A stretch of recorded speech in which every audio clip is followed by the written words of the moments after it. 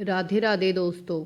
आज मैं आप लोगों को एक बहुत ही रोचक कहानी सुनाऊंगी जो एक किसान से लेकर राजा बनने तक की कहानी है।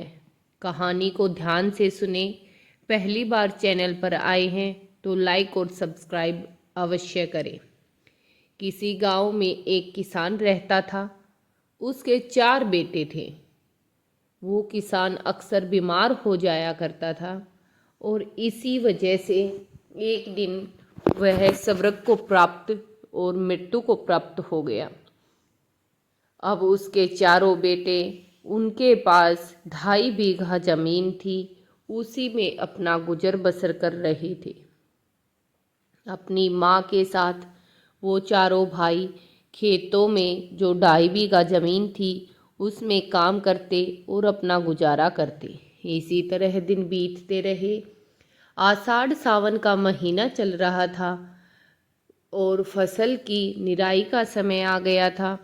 माँ ने कहा कि बेटा, तुम लोग खेत में जाओ और फसल की निराई करो। मैं तुम लोगों का खाना बनाकर जल्दी ही खेत में आती हूँ। चारों भाई माँ की बात को मानकर खेत की तरफ चल दिए और खेत में जाकर खेत की निराई करने लगे। अब वो खेत की निराई करते करते थकान महसूस करने लगे।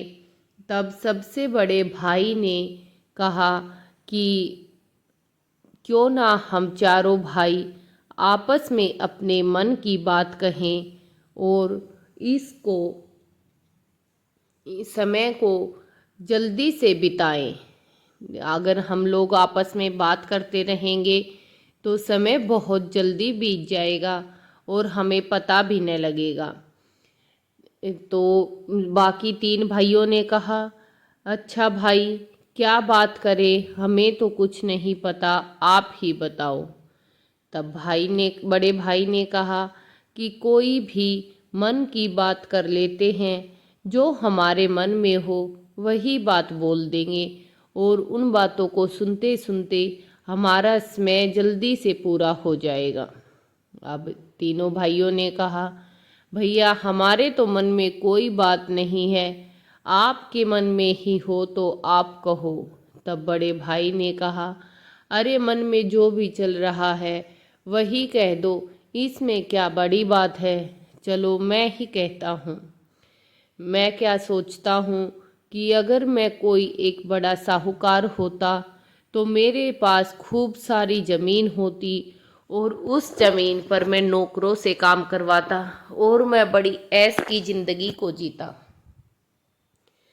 ये सुनकर फिर दूसरे भाई ने कहा, जो दूसरे नंबर का था, उसने कहा कि हाँ, अगर मैं कोई नंबरदार या फिर कोई बड़ा जमींदार होता तो मेरे पास गांव की सारी ज़मीन को खरीद लेता और इस समय मैं गांव की चौपाल पर बैठकर ताश खेल रहा होता और गांव के लोग मुझे अमीर जमींदार, अमीर साहूकार कहकर बुलाते और आते जाते सलाम लगाते। अब तीसरे भाई की बारी आई तो उसने कहा, मैं तो चाहता हूँ कि मेरे पास इतने नौकर चाकर और काम करने वाले आदमी हो कि मुझे कुछ काम न करना पड़े और खाना भी न खाना पड़े। खाना भी वो लोग मुझे खुद से ही खिलाए। तीनों की बात होने के बाद तीनों ने अपने सबसे छोटे भाई से पूछा कि तुम बताओ, तुम्हारे मन में क्या है। तब छोटे भाई ने कहा, नहीं भाई, रहने दो, मेरे मन में तो कुछ नहीं है। तब तीनों भाइयों ने कहा, नहीं, जो भी तुम्हारे मन में है वही बताओ। हमारी बातें सुनकर ही तुम्हारे मन में कुछ न कुछ आया होगा, वही कह दो, हम वही सुन लेंगे। तब छोटे भाई ने कहा, भाई, मेरे मन में तो चल रहा है, लेकिन मुझे डर लग रहा है। अगर मैंने अपने मन की बात कही तो आप तीनों मिलकर मुझे बहुत मारोगे और वो मार मैं सहन नहीं कर पाऊंगा। तब तीनों भाइयों ने कहा, अरे मारेंगे क्यों, इसमें क्या बुराई है, कहो अच्छी भली जैसी भी है, ये तो मनगढ़ंत बात है। जो हम चाहते हैं सच थोड़े ही न है। ऐसा कहा। फिर भी छोटे भाई ने कहा कि नहीं नहीं भाई, रहने दो, मेरा तो बिल्कुल मन नहीं है। तब सबसे बड़े भाई ने कहा, अरे क्या तू मेरी बात भी नहीं मानेगा? चल अब जल्दी से बता कि क्या चल रहा है, और हम सब वादा करते हैं कि हम तुझे नहीं मारेंगे। ये बात सुनकर छोटे भाई ने कहा, चलो भैया, आप कहते हो तो ठीक है, मान लेता हूँ, लेकिन जब मैं और बड़ा हो जाऊंगा तो मैं राजा बनना चाहता हूँ।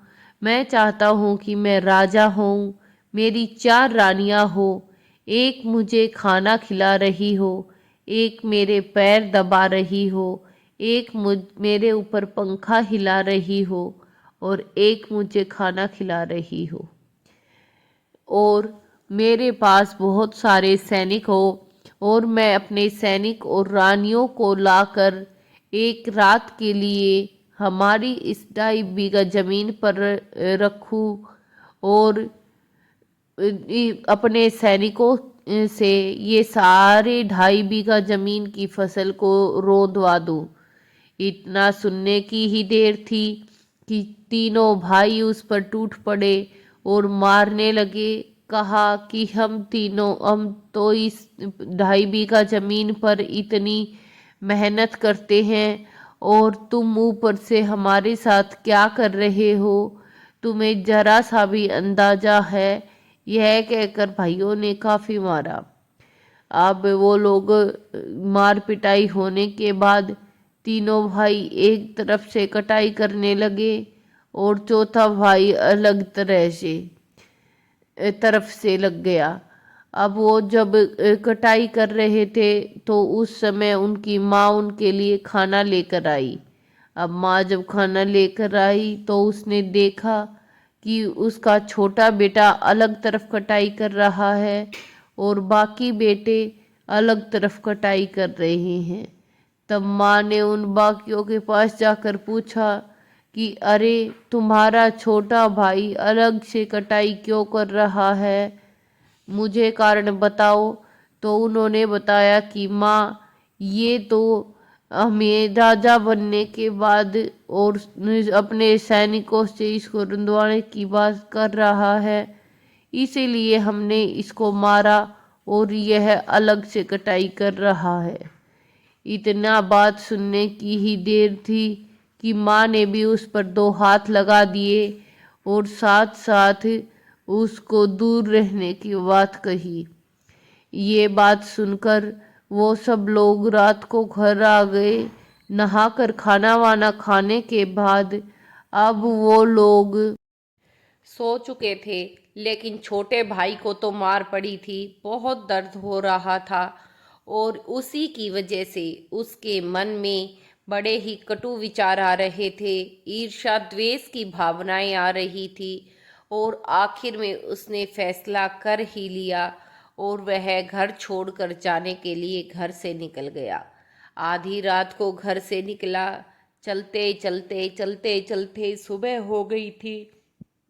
अब उसे कहीं अपने रहने और खाने के लिए काम ढूंढना था। अब वो इधर उधर काम की तलाश में भटकने लगा। उसको कहीं भी काम न मिला। वह परेशान होकर अगले शहर जाने ही वाला था कि उसे सामने से ही एक साहूकार चलता हुआ नजर आया। उसको पता चल गया कि साहूकार को नौकर की ज़रूरत है, तो वह साहूकार के पास गया और जाकर कहा कि मालिक, अगर आपको किसी नौकर की ज़रूरत है तो मुझे बताइए, मैं हर प्रकार के काम करने को तैयार हूँ। तब साहूकार ने कहा, देखो भाई, मेरी बेटी स्कूल जाती है, उसका सारा काम करने की जिम्मेदारी, स्कूल छोड़कर आना, स्कूल लाना, खाना खिलाना, ये सारी जिम्मेदारी आपकी है। और इसके बदले में मैं तुम्हें बस भोजन, कपड़ा और रहने की जगह ही दे सकता हूँ। इससे ज़्यादा मैं तुम्हें कुछ नहीं दूंगा। अब वो लड़का करता भी क्या, उसने हाँ कर दी और वह साहूकार के साथ उनके घर चला गया। घर जाते ही साहूकार ने सबसे पहले उसे खाना खिलाया, उसका नाम पूछा और फिर उसको सारे काम समझाने लगा कि कैसे उसको उसकी बेटी का तख्ता पोतना है और कैसे स्कूल बैग लेकर जाना है और कैसे खाना खिलाना है। ये सारी बात उसने समझा दी और वह अगले ही दिन उस लड़की का जो लिखना पोतना था वो सब किया, उसको स्कूल छोड़ कर आया, फिर स्कूल से वापस लाया, सारे काम किए। लेकिन लड़की, उसका नाम था तो पवन, लेकिन वह लड़की उसे पट मंजना कहती थी क्योंकि वह उसके लिखने वाले पट्टे को मांझता था। इसी वजह से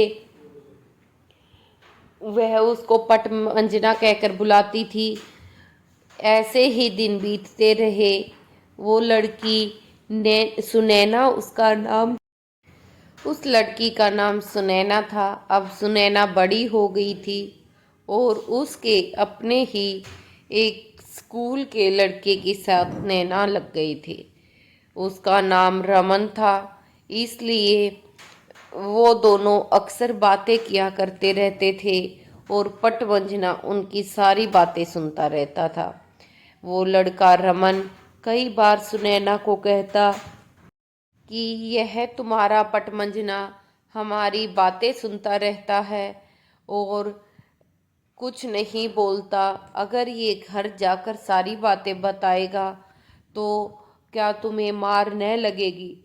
इस पर सुनैना कहती कि ये पटवंजना तो पागल है, वरना ये पटवंजना बस खाने और कपड़े के बदले में इतना काम न करता। वो दोनों बातें करते, ऐसे ही दिन बीतते रहते। पटवंजना चुपचाप सुनता रहता। एक दिन उन दोनों ने घर से भागने का फैसला लिया और उसकी बातें कर रहे थे। तब उसके दोस्त रमन को शक हुआ। उसने पटवंजना को आजमाना चाहा तो उसने सुनैना से कहा कि ये पटवंजना हमारी सारी बातें सुन रहा है। जो समय तय हुआ है उसके हिसाब से अगर ये सबको बता देगा तो फिर हमारा क्या होगा? इस पर सुनैना ने कहा कि तुम बिना ही बात चिंता करते हो। मैंने तुम्हें पहले भी बताया था, अब भी बता रही हूँ। यकीन ना हो तो पटमंजना से ही पूछ लो। इस पर उसने पटमंजना से पूछा कि चल पटमंजना, मुझे बता कि हम दोनों क्या बातें कर रहे थे। पटमंजना जानबूझकर अनजान और पागल बुद्धू दिखते हुए बोला कि मुझे सब पता है, तुम लोग क्या बातें कर रहे हो। इस पर लड़का थोड़ा सा घबराया और बोला, अच्छा चल बता फिर हम लोग क्या बातें कर रहे थे। तो उसने ऐसे ही उनको पागल बनाने के लिए कहा कि तुम लोग कह रहे थे कि पटमंजना का पजामा फटा है और यह नया पजामा लेना चाहता है। इस पर वो दोनों हंसने लगे और सुनैना ने कहा कि देखा, मैंने बताया था ना कि ये बहुत बुद्धू है, इसको कुछ नहीं पता। फिर उन दोनों ने जैसे समय और दिन तय हुआ था उसी के अनुसार वो लोग घर गए। घर जाने के बाद रात का समय हो गया। रात को सुनैना ने अपने नौकरों से कहकर 2 घोड़े तैयार करा दिए और एक अपने लिए और एक रमन के लिए। उधर रमन ने उसने पटविजना ने आकर उस साहूकार को सारी बातें बता दी और कहा कि अगर ऐसा हो जाए तो क्या आप खुश होगे? तब साहूकार ने कहा, नहीं, ऐसा तो कोई भी बाप नहीं चाहता कि उसकी बेटी ऐसा कदम उठाए या घर से निकल जाए।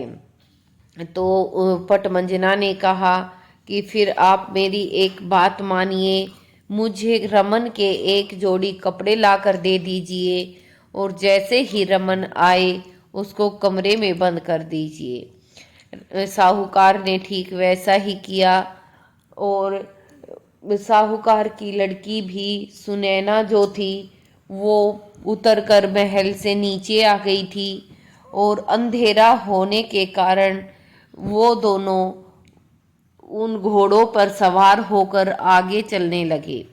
अब रमन की जगह वहां पर पटमंजना बैठा था।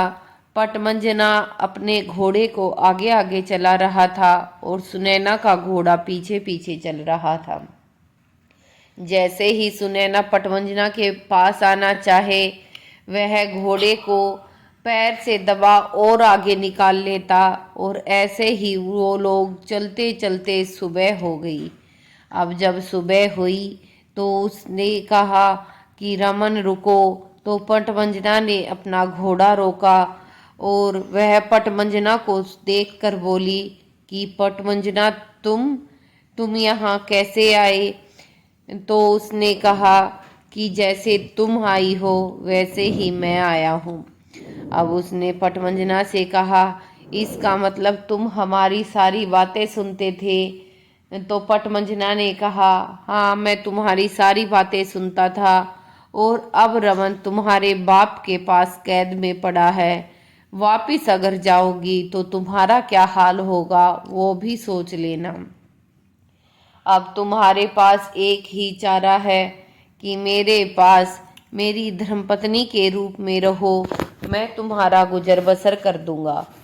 इस पर सुनैना पहले तो गुस्सा किया और चिल्लाई, लेकिन वो करती भी क्या, उसके पास और कोई ऑप्शन भी नहीं था।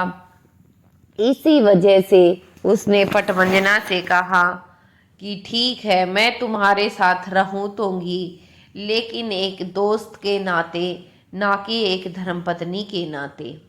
इस पर पटमंजना खुश हो गया। तब सुनैना ने कहा कि अब जल्दी से कुछ खाने का इंतजाम करो, मुझे बहुत भूख लगी है। तो पटमंजना ने कहा कि बताओ क्या खाओगी? तब उसने कहा कि मुझे कुछ ऐसा खाना है कि जो मैंने आज तक न खाया हो। तब पटमंजना ने कहा ठीक है और बाजार की तरफ खाना लेने के लिए चल पड़ा।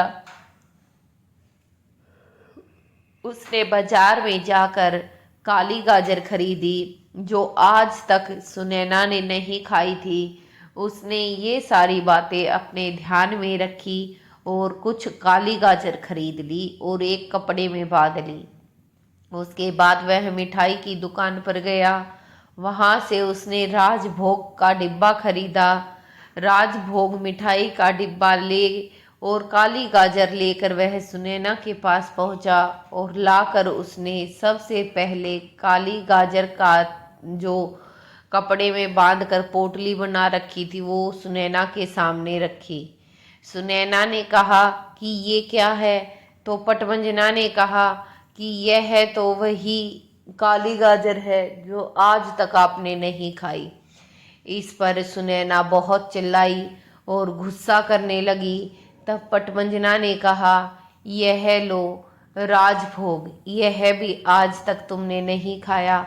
राजभोग को देखकर सुनैना बहुत खुश हो गई और खुशी से कहने लगी कि पटमंजना तू सोचता तो है लेकिन थोड़ा बाद में। ऐसा कहकर उन दोनों ने खाना खाया। खाना खाने के बाद सुनैना ने कहा कि जाओ कहीं रहने की व्यवस्था करके आओ। इस पर पटमंजना ने कहा कि बताओ तुम कैसी जगह पर रहोगी? तब सुनैना ने कहा कि मुझे एक हवा महल चाहिए जहाँ मैं आराम से रह सकूं। पटमंजना ने कहा ठीक है और उसने जाकर जो भेड़ का जो अस्तबल होता है जो चारों तरफ से खुला होता है वह किराए पर ले लिया। उसमें चारों तरफ से आसपास हवा आती जाती रहती है। उसके बाद उसने एक सुंदर महल को जो समुद्र के किनारे महल बना था, जो बहुत ही खुला खुला था, बिल्कुल हवा महल की तरह, उसको किराए पर लिया। उनको किराए पर लेने के बाद पटमंजना वापिस सुनैना के पास आया और आकर कहने लगा कि चलो तुम्हारे हवा महल में चलते हैं, और उसको ले जाकर भेड़ का अस्तबल दिखाया। अब भेड़ के अस्तबल को देखकर सुनैना चिल्लाने लगी और गुस्सा करने लगी। इस पर पवन ने कहा कि गुस्सा क्यों करती हो, गुस्सा क्यों करती हो, चलो मैं तुम्हें तुम्हारे महल में ले चलता हूँ। और उसको समुंदर के किनारे महल में ले गया। अब महल में जाने के बाद वो सुनैना बहुत खुश हुई और खुशी से कहने लगी कि पटमंजना, तू सोचता तो बहुत है, लेकिन थोड़ा बाद में। अब वो दिन भर काम करता और खाने पीने के लिए लाता, और सुनैना घर पर रहती, आराम करती। ऐसे ही दिन बीतते रहे। एक दिन सुनैना समुद्र के पास नहाने के लिए गई, और वहाँ पर एक पेड़ के नीचे उसने अपना पुश्तैनी हार जो पहना था वो निकाल कर रख दिया, और नहाकर वह उस हार को वहीं पर भूलकर वापस घर आ गई। घर आने के बाद भी उसे उस हार की जरा सी भी याद न आई। अब वह उस हार को दिमाग में ना लाकर रात को खाना खाने के बाद सोने लग गए। पटमंजना और वो दोनों अलग अलग बिस्तर पर सो रहे थे। तभी सुनैना का हाथ उसके गले पर लगा और उसको अपने हार की याद आई, और उसको याद आया कि हार तो उसने नहाते समय वहीं पेड़ के नीचे रखा था। अब उसने पटमंजना को उठाया और कहा कि पटमंजना, जाओ मेरा हार लेकर आओ। इस पर पटमंजना ने कहा, क्यों, हार क्या मेरा है, मैं क्यों जाऊं, तुम्हारा हार है, तुम खुद ही ले आओ। फिर सुनैना ने कहा, अगर दिन होता तो मैं हार ले भी आती, अब रात का समय है, मैं हार कैसे लाऊंगी, इसीलिए मेरा हार तुम ला दो, वह मुझे बहुत प्रिय है, एक इकलौती निशानी मेरे माँ बाप की है। ऐसा कहने पर पटमंजना ने कहा, ठीक है, हार तो मैं ला दूंगा, लेकिन मेरी एक शर्त है। तब सुनैना ने कहा कि शर्त कैसी? तो उसने कहा कि इसके बाद तुम मुझे पटमंजना ने कहकर, पवन कहकर ही बुलाओगी और अपना पति स्वीकार कर लोगी। इस पर सुनैना ने कहा, ठीक है, मैं तुम्हारी बात मानती हूँ, अब जल्दी जाओ और मेरा हार लेकर आओ। अब वह दौड़ा दौड़ा समुद्र की तरफ गया। चांदनी रात थी, चांद की रोशनी में सब दिखाई दे रहा था, और उसने जो हार रखा था पेड़ के नीचे, वहीं जाकर देखा तो उसको हार दिखाई दे गया। अब वह उस हार को उठाकर चलने ही वाला था। इतने ही देर में आसमान से बिजली कड़की और 7 परियों की टोली नीचे जमीन पर आ रही थी। वह उनको आते हुए देखकर उस पेड़ की छाया में उस पेड़ के पीछे जाकर छुप गया और उनको देखने लगा। अब वो परियां आई, अपने कपड़े उतारे और समुद्र में नहाने लगी। अब उन परियों में एक परी थी, वो ना कानी थी, उसकी एक आँख खराब थी। तो उसने बाकी परियों से कहा कि बहन, मुझे तो यहाँ मनुष्य की गंध आ रही है। तब बाकी परियों ने कहा, इतनी रात को 12 बजे यहाँ कौन मनुष्य आएगा, तुम भी पागल हो गई हो, चुपचाप करके नाओ, हमें तो कोई गंध नहीं आ रही। इतनी बात सुनकर वह परी भी नहाने लगी। वो सब बड़े ही अच्छे से नहा रही थी कि तभी पटमंजना ने सोचा कि मैं यहाँ से भाग लूँ, और वो वहाँ से भागने लगा। और जैसे ही वह भाग रहा था, कानी परी ने देखा और कहा, देखो बहन, तुम मेरी बात नहीं मान रही थी, वो देखो मनुष्य भागा जा रहा है। इस पर उसने बाकी परियों में से जो रानी परी थी, उसने कहा, यह तो हमारे साथ बहुत बुरा हुआ। हम इसने तो हमें नग्न अवस्था में देख लिया, और नग्न अवस्था में एक स्त्री को या तो उसकी माँ देखती है या उसका पति। अब मैं इसको अपने पति के रूप में मानती हूँ और इसको मैं अपने साथ ले जाऊंगी। तभी उसने उसको आवाज लगाई, ए मनुष्य, भागता क्यों है? देख, तेरा कोई सामान पीछे छूट गया है। तभी पटमंजना ने पीछे की तरफ मुड़कर देखा, और जैसे ही उसने मुड़कर देखा, रानी परी ने उसे पत्थर का बना दिया। अब वो लोग समुंदर से बाहर निकले, कपड़े पहने, और कपड़े पहनकर पटमंजना के पास आकर उसको छूकर वापस उसको जीवित कर तितली के रूप में ला अपने बालों में लगाकर आसमान में चली गई। अब वहाँ जाने के बाद उसने उसको तितली रूप से बदलकर एक तोते के रूप में रखा और उसके गले में एक धागा बांध दिया। वह पूरा दिन उसको तोते के रूप में रखती और पिंजरे में कैद रखती, रात के समय में उसे मनुष्य बना लेती। अब ये चल ही रहा था, यहाँ सुनैना भटक रही थी पटमंजना को ढूंढने के लिए, लेकिन वह करता भी क्या, वह तो उस परी की कैद में फंसा हुआ था। वह जब भी भागने की कोशिश करता या कोई रास्ता देखता, वह पकड़ा ही जाता, नाकामयाब हो जाता। अब वह भी इस चीज़ से बहुत परेशान हो गया था। एक दिन भगवान की कृपा हुई कि वह कोई खिड़की खुली रह गई और वह तोता उड़कर भागने लगा। जैसे ही वह उड़कर भाग रहा था, रानी परी ने भी उसे देख लिया और उस रानी परी ने चील का रूप बनाकर उसके पीछे पीछे चलने लगी।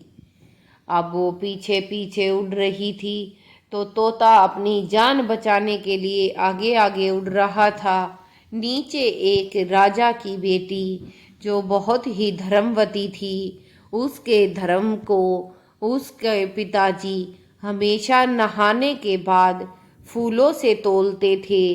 कहते थे कि जब तक ये धर्मवती रहेगी फूलों से तोली जाएगी, जिस दिन यह इसका धर्म टूट जाएगा फूलों के से यह तोली न जाएगी।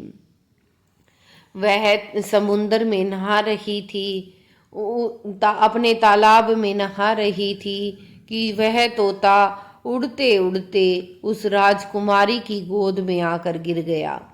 अब राजकुमारी ने उस तोते को अपनी गोद में रखा और वह भी नग्न अवस्था में थी, तो ऊपर से वो चील भी वहीं एक मुंडेर पे बैठ गई और मुंडेर पर बैठकर देखने लगी कि कब तक यह तोता इसकी गोद से हटेगा।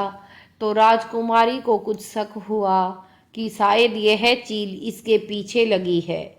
तो उसने कहा, ए चील, ये तोता अब मेरे पास है, इसको मैं ही रखूंगी, या तो तू यहाँ से चली जा वरना मैं तुझे मार दूंगी। ये सुनकर रानी परी डर गई और वापस से अपने परी लोक में आ गई। अब परी वो वहाँ पर रानी की राजकुमारी की गोद में था। राजकुमारी को कोई भी संशय न था कि ये मनुष्य है। वह बाहर आई, नहाने के बाद कपड़े पहने और उसको सहलाने लगी। जब वह तोते को सहला रही थी, उसी समय उसका नाखून तोते के गले में बंधे हुए धागे में अटक गया। उसको सुलझाते सुलझाते उस तोते के गले से वह धागा टूट गया और धागे के टूटते ही वह मनुष्य रूप में आ गया। राजकुमारी बहुत डर गई और कहने लगी कि तुम तो बहरूपिये हो और तुमने तो मेरा धर्म भ्रष्ट कर दिया। मैं तो बहुत ही धर्मवर्ती राजकुमारी थी, तुमने तो मुझे इस अवस्था में देख लिया। इस पर तोते मनुष्य ने कहा कि नहीं, मेरी सारी बात सुनो, मैं कोई बहरूपिया नहीं हूँ, मैं तो इस प्रकार से फंसा हुआ था। तो ये सारी बात सुनने के बाद राजकुमारी को उस पर दया आई और राजकुमारी ने कहा कि ठीक है, तुम मेरे महल में छुप जाओ, मैं किसी को ये बात न कहूँगी। अब राजकुमारी का स्नान पूरा होने के बाद वहाँ पर सैनिक आए और राजकुमारी को फूलों से तोलने लगे। उन्होंने फूल जितने रोज चढ़ाते थे उतने ही चढ़ाए, लेकिन राजकुमारी न तुली। फिर उन्होंने और चढ़ाए, फिर भी पलड़ा वैसा ही रहा, फिर चढ़ाए फिर भी वैसा ही रहा। आखिर में उन्होंने जो पूरी भरी की भरी टोकरियां थी वो सारी तराजू में रखी, लेकिन राजकुमारी तुल न पाई।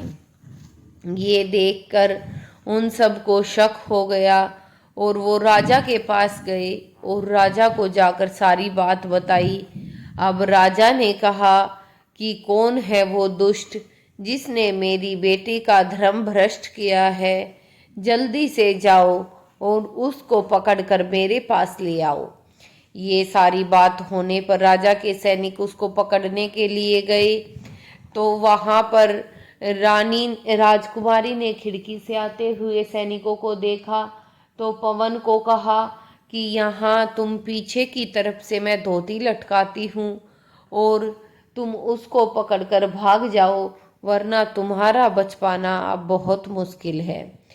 वह वहां से फटाफट धोती के रास्ते नीचे उतर गया।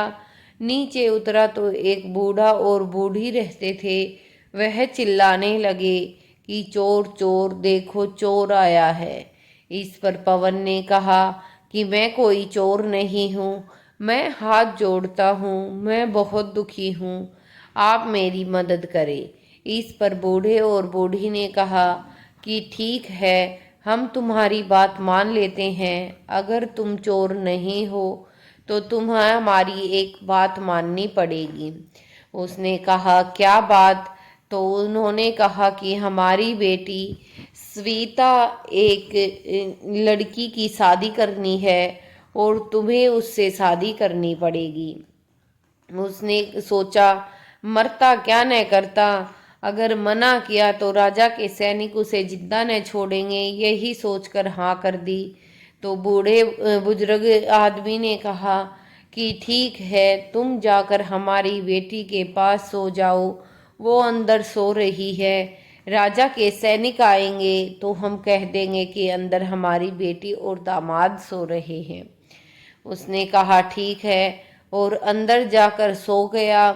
अब राजा के सैनिक राजमहल में धोती के पट्टे की निशानियां देखकर वहां से बूढ़ा और बूढ़ी के घर पहुंचे। उनसे पूछा तो उन्होंने कहा कि यह नहीं, यहाँ तो कोई चोर नहीं आया। इस पर राजा के सैनिक वापस लौट गए। अगली सुबह उस बुजुर्ग बुढ़िया की बेटी स्वीता और पवन की शादी की तैयारियां की गई। शादी समारोह रखा गया। अब जब शादी समारोह था तो वो बड़ी धूमधाम से चल रहा था और उधर उसकी पत्नी जो सुनैना थी वो भी उसको ढूंढते ढूंढते वहां आ गई। उसने जब पवन और स्वीता की शादी होते देखा तो उसने कहा कि यह तो मेरा पति है, मेरी शादी हुई है इससे, तुम भला इसका को अपने इससे शादी क्यों कर रही हो? इस पर सविता ने कहा कि नहीं, यह मेरा पति है। इस तरह दोनों में झगड़ा हुआ। जब उन दोनों में झगड़ा हो रहा था तो वहीं से रानी परी भी जा रही थी। रानी परी ने उनको झगड़ा करते देखा तो उसने पवन को मनुष्य रूप में पहचान लिया और वह भी वहां आ गई और आकर कहने लगी कि तुम दोनों झगड़ा क्यों करती हो, यह तो मेरा पति है। अब वो तीनों इस बात पर झगड़ा कर रही थी और यह बहुत ही रोचक तथ्य बन गया था सबके लिए कि एक आदमी की 3 पत्नियां कैसे हो सकती हैं। अब उन्होंने कहा, भाई इसका हल तो राजा ही कर सकता है, हमें ये मामला लेकर राजा के पास चलना चाहिए। वो उन तीनों को लेकर राजा के पास गए और वहां पर जाकर वो तीनों कहने लगी कि यह मेरा पति है, मेरा पति है।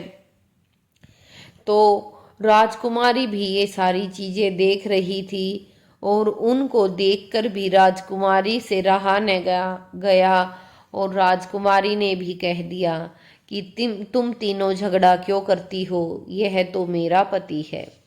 इस पर राजा ने बड़ी उत्सुकता से सबकी तरफ देखता रहा और थोड़ी देर तो कुछ न समझा। उसके बाद गांव वाले भी बातें करने लगे कि अब क्या होगा, अब तक तो 3 ही थी, अब ये 4 औरतें एक साथ इकट्ठा हो गई है। अब तो राजा की बेटी भी इनमें शामिल है। अब तो कोई न कोई फैसला राजा ही कर सकता है। फिर राजा ने उन चारों का लड़कियों की शादी पवन से करा दी और यही फैसला लिया कि उसी मंडप में उन सब के फेरे करा दिए जाएंगे। बड़ी ही धूमधाम से राजा ने उन सब की शादी करा दी।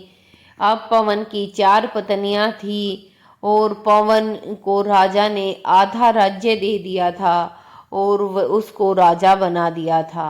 अब वह राजा भी था और उसकी 4 पत्नियां भी थी। वह बहुत ही खुशहाल जीवन जी रहा था। तभी एक दिन उसने राजा से अपने गांव जाने की बात कही तो राजा ने कहा, ठीक है चले जाओ, हमें इसमें भला क्या आपत्ति होगी। तब उसने कहा कि ठीक है, मैं अपनी 4 पत्नियों और सैनिकों के साथ अपने गांव जाता हूँ। वह अपनी पत्नी और सैनिकों के साथ गांव में गया और वहीं जो उसकी 2.5 बीघा जमीन थी उसको ले जाकर पूरा का पूरा रुंधवा दिया। तब उसके जो 3 भाई थे वो फसल को बर्बाद होता हुआ देखकर दौड़े दौड़े चले आए कि राजा ने ये हमारे खेत को क्यों रुंधवा दिया। तो वो राजा के पैर पकड़ने लगे और कहने लगे कि हे राजा, ये चीज़ें रुकवा दीजिए, इस तरह हमारी फसल को बर्बाद न करें, आखिर हमसे क्या गलती हुई है। तब राजा ने कहा, ठीक है इसको तो मैं रोक दूंगा, लेकिन तुम्हारे घर में कौन कौन है, तुम मुझे ये बताओ। तब उन 3 भाइयों ने कहा कि हम तो 3 भाई और एक माँ के साथ रहते हैं। तब उसने कहा, तुम्हारा चौथा भाई कहाँ गया। तो उसने सारी बात बताई कि वो ऐसे कुटिल कुटिल बातें बोल रहा था तो हमने उसको मार पीट कर घर से निकाल दिया। तो उसने कहा कि अच्छा, क्या कुटिल बातें बोल रहा था, वह भी बताओ। तब उसने बताया, वह कहता था कि मैं राजा बनूंगा, मेरी 4 रानियां होंगी और मैं सैनिकों से तुम्हारी फसल को रुदवाऊंगा। तब भी वो तीनों भाई समझ न पाए। उन्होंने कहा, फिर देखो मेरी कितनी रानियां हैं। इस पर भी भाई समझे नहीं। उनके मन में तो विचार आया लेकिन वो कुछ पूछने की हिम्मत न कर सके। इस पर पवन ने कहा कि अरे मूर्खो, देखो मैं राजा हूँ और मुझे गौर से देखो मैं कौन हूँ। देखो मेरे पास 4 रानियां भी हैं, एक मेरे पैर दबा रही है, एक पंखा हिला रही है, एक खाना बना रही है और एक मुझे खाना खिला भी रही है। और देखो मैंने तुम्हारी जमीन को अपने सैनिकों से रुंधवा भी दिया। मैं ही तुम्हारा भाई हूँ, अब बोलो तुम क्या कहते हो। इस पर तीनों भाइयों ने अपने भाई के पैर पकड़ लिए और उससे माफ़ी मांगने लगे। तो पवन ने कहा, ठीक है, मैंने तुम्हें माफ़ किया, लेकिन मेरी एक शर्त है। इस पर भाइयों ने कहा, कैसी शर्त। तो उसने बताया कि तुमको मेरे साथ महल में रहना होगा और मेरी तरह सुखमय जीवन जीना पड़ेगा। माँ को भी लाओ और तुम तीनों भी चलो, और मैं अपने घर परिवार और अपनी चारों पत्नियों के साथ सुख शांति से अपना जीवन जीना चाहता हूँ। इस पर तीनों भाई बहुत खुश हुए और पवन के साथ उसके महल में चले गए और वहाँ जाकर रहने लगे। तो कई बार बोला हुआ भी सत्य हो जाता है। अगर कहानी अच्छी लगे तो वीडियो को लाइक, चैनल को सब्सक्राइब कर घंटी के बटन को ज़रूर दबाना, ताकि नेक्स्ट नोटिफिकेशन आपके पास जल्दी से पहुँचे। और कमेंट सेक्शन में जय गुरुदेव अवश्य लिखें।